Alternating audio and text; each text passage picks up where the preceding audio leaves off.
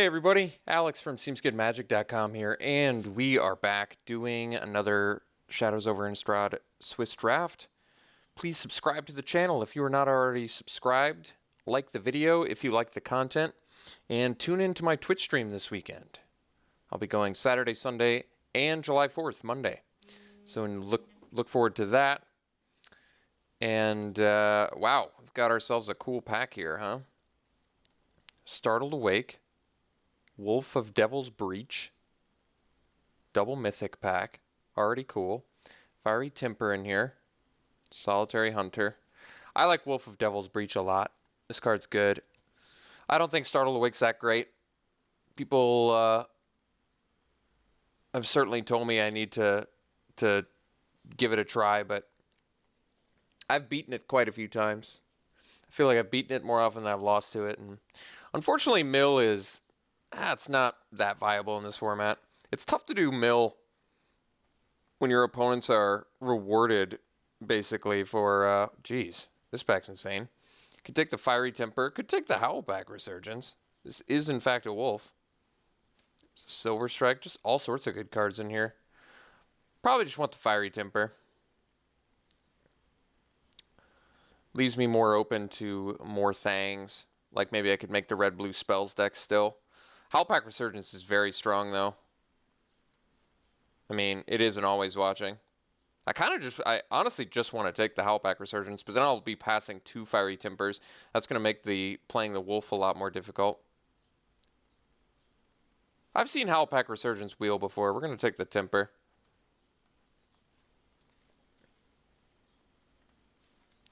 Jeez. You know, Ever After's actually just a really strong card. I'm kind of surprised to see that here. I probably just want to take it.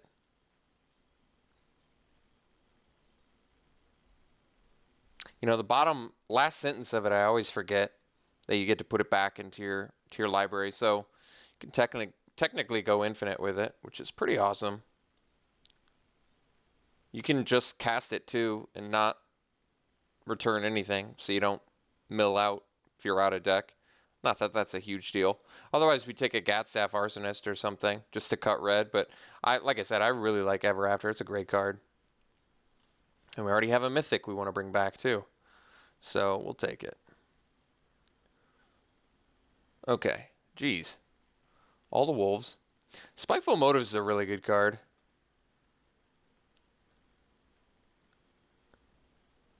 True Faith Sensor is good too. But I actually just really like Spiteful Motives. It's a good combat trick.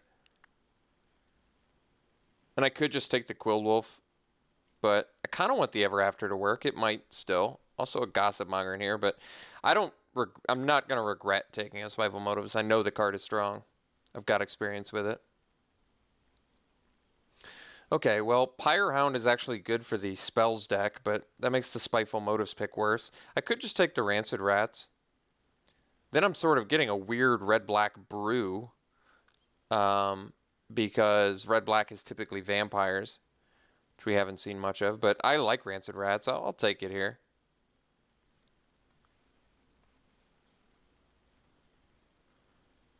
Okay, Skeleton has some good synergies with vampires.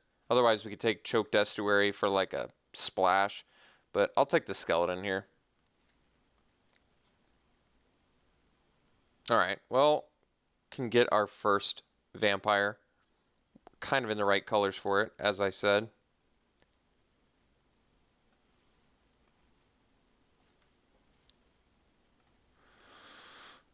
Okay, I guess we can take the Crow here. It's a fine card. We don't have any Delirium rewards, but we do have Ever After, which works well with it. So, that seems fine.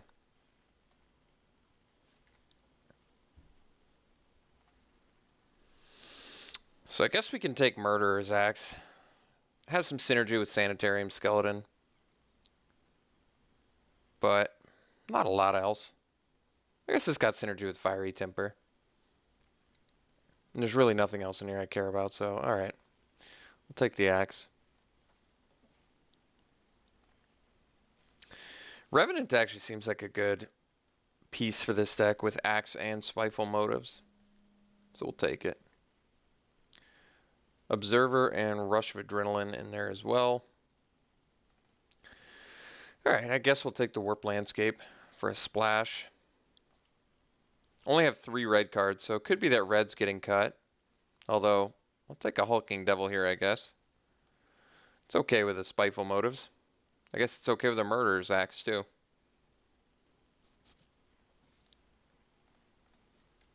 Alright, I'm actually pretty happy we picked up a late dual shot because I think the card's pretty reasonable. We're going to let someone have Chaplain's Blessing. Hopefully signal to them that we're not competing for white.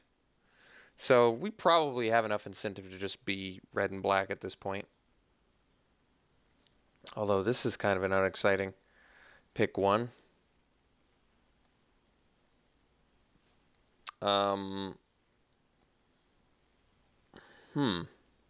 Griffspoon's pretty good. There's an Embereye Wolf, which is a 2-drop. We could just take the Macabre Waltz, but we kind of already have the Ever After, which does similar things here. Macabre Waltz just seems like the best pick. I mean, I'm fine with Embereye Wolf. I've played it quite a few times. We do need some low-end, some creatures. Like I said, already having Ever After makes Macabre Waltz a little bit less useful. Like, why return them to your hand when you can just return them to the battlefield? I guess we'll take the Wolf. Pretty bad first pick there.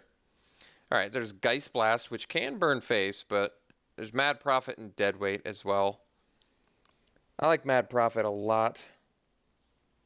It's gotta have good value with Ever After. I'm gonna need some more removal, but I think Mad Prophet's got a lot of upside.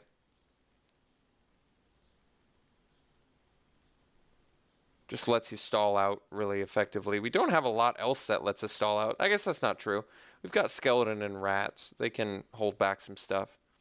All right, we've cooking with a weird brew here. Taking Deadweight would have been justifiable there, but I think, like I said, there's a lot of upside to Mad Prophet. Aristocrat's insane. And we already have the Skeleton too, so we're going to go for that. Even if it just feeds itself, that's fine. Another Wolf in here, and or another Rats. Should be good. Jeez. Uvenwald Mysteries is good. Tormenting Voice. Another Mentor. At this point, I'd probably... There's still time to pick up some Vampires. It's not like the creatures we have.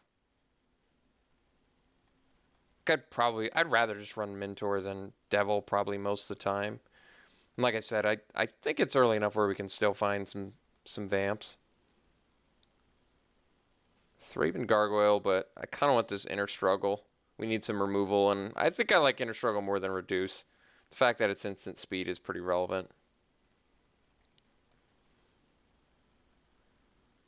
Guess we take the Throttle. So now I guess I need to lower the curve of this deck. If at all possible. Oh, now we get the Howlpack Resurgence this late? Jeez. So I can take the Howlpack Wolf. We have one Embereye Wolf and a Wolf of Devil's Breach. I really would prefer to block. So I think I might just take the Apparatus. Which is kind of an unexciting pick in general, but like I said, I'm trying to lower the curve of this deck. Alright, I guess we'll hate the Drifter. Alright, well, ended up wheeling the Macabre Waltz, so we'll take it. Like I said, we could still play it. It's a little bit redundant with the Ever After. They do such similar things. So it makes our Crow a lot better. So we've got this sort of... Oh, geez. I guess I'll take another Apparatus. I like this card more than most. I'm not going to play 2 Macabre Waltz. Probably not going to play 2 Apparatus either. I'll take the Wicker Witch. I don't even remember seeing that the first time around. So this deck needs some help. It's not a bad deck because if you look, we have good removal actually. We have Temper, Struggle, Spiteful Motives Combat Trick, and a Throttle. Apparatus, Dual Shot if we need it. Not that we will. I'm going to hate a Vessel here. But we just need to lower the curve of this deck, like I said. If we can find some Vampires out of Pack 3, we're definitely competing for Vampires. It's not even like that big of a deal, really. Because we've got a lot of good non-vampire creatures, right? Like we've got Mad Prophet, Wolf, Rats, Revenant, Crow. So we have good non-vampires in red and black, and we have good red and black removal. It's just the curve needs to be lower, or else we might run into some trouble here. All right, so I got to take the Witch here. I really love this card. It's a really strong card. Taking it over Neonate, which would go well with the Aristocrat, and over a Necropod, which is a pretty excellent finisher, but Witch is just fantastic. Always love playing this card. And we officially, at this point, need to start taking cheaper stuff.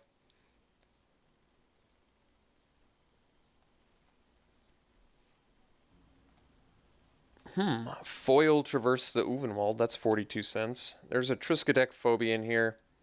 Guess we'd probably take the Arsonist. I know I said I wanted to lower the curve, but no other options at our disposal here. And Arsonist is fine anyway. Alright, so options now. We can take the Gargoyle. We can take the Pale Rider. We're not looking like a super beatdown deck, which makes the Gargoyle slightly better pick. Pale Rider makes you discard. We don't have a ton of value for that. We have Skeleton. We have Fiery Temper, which are both pretty good. Guess we can take the Pale Rider.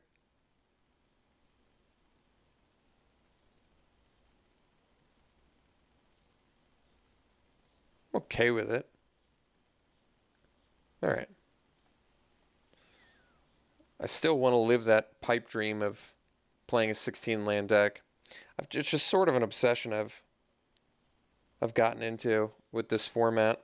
I really just dislike playing 17-land decks. All right, Deadweight's a huge pickup for us here, so we can start replacing stuff. Just maybe an Apparatus.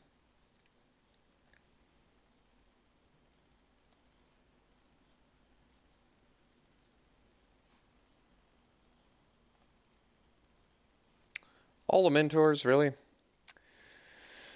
Also could take a Tormenting Voice. Feel like I have enough discard outlets already. I guess we'll take a second Embry Wolf. Which isn't that exciting either, but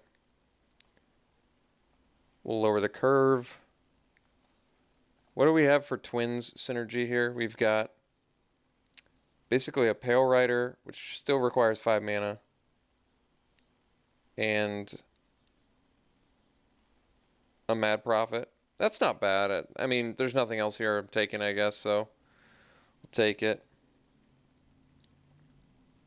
I prefer it over the Mentors, probably. I don't know. This is kind of a questionable 16-lander, I admit. Well, there we go. Right back into business. Take the Village Messenger. Lower the curve. Perfect. Guess we didn't technically lower the curve there. Alright, well, Noble is like strictly better than Wicker Witch in this deck.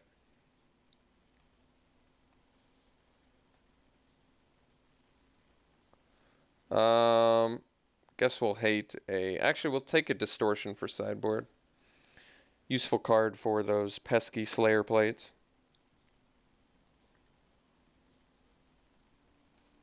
Senseless Rage. There's a chance we play it. Probably not, though, I guess. Just maybe hate an Inquisitor. We're not going to splash any white cards. Could have played it over an Apparatus, but like I said, I've never hated Apparatus. Not about to start now. So, technically we can play 16 lands. It's not outrageous. It's a bit questionable, but it's something I can do, and I don't feel terrible about it. We have a couple mana sinks, I guess. The Embry Wolves. And I guess the Aristocrat Skeleton synergy too, but whatever.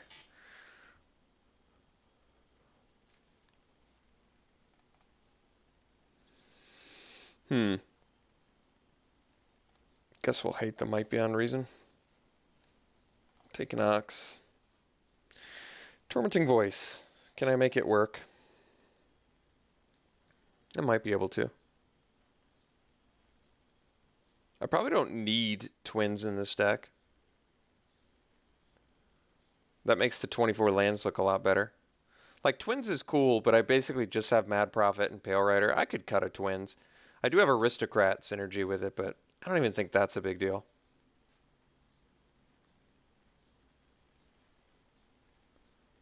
Screw you, twins. Don't need you. Don't need you. All right, now I feel a lot more comfortable about playing 16 lander. Our curve is not that high. All right, good. So a couple double red. Probably just do an even split, which they also say. I'm cool with that. Yeah, curve is pretty good. Deck is not insane, but it's certainly fine. We have Fiery Temper, we have Inner Struggle, we have Throttle, we have Apparatus and Deadweight. So we have, what, 5 pieces of removal? Not bad. We've got a little bit of card advantage, Land Seeker, Tormenting Voice, maybe Madness Enabler. We have ways to get our big dudes back, couple ways to get our big dudes back. Ways to get our Aristocrat back if we end up with the synergy there. We at least have, what, 2 vampires, which is admittedly low, but like I said, Aristocrat kind of works on its own. Plus, Aristocrat is good with Spiteful Motives, so seems fine. I can't rate this deck super highly, but yeah, it's probably equally as strong to our last deck, about 70%. Like, we have some cool synergies in here. Our curve is not terrible. We have removal. We have all the all the components the deck needs. It's just nothing flashy. Like, our bombiest spell is Wolf of Devil's Breach and Ever After, which are not bad. Maybe, yeah, it's probably still a 70% deck. So we'll run it like this. We'll see how we do. We'll see you round 1.